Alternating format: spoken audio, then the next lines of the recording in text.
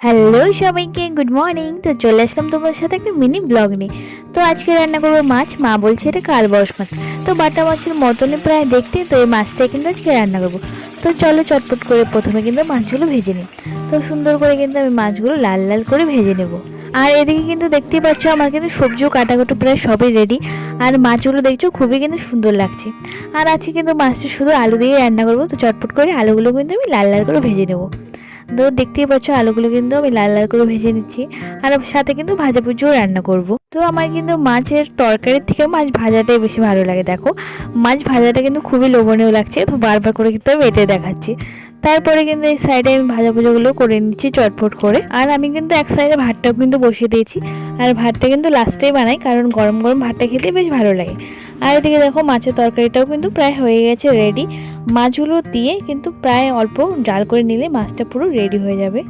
আর মাছের তরকারিতে দেখো জাল কিন্তু উঠে গেছে। আর কিন্তু অল্প ঝোলটা শুকিয়ে নিলে আমাদের মাছ পুরো রেডি। আর সাইডে কিন্তু আমি দুধটা গরম করে নিলাম। আজকের জন্য ভিডিওটা এতটুকু।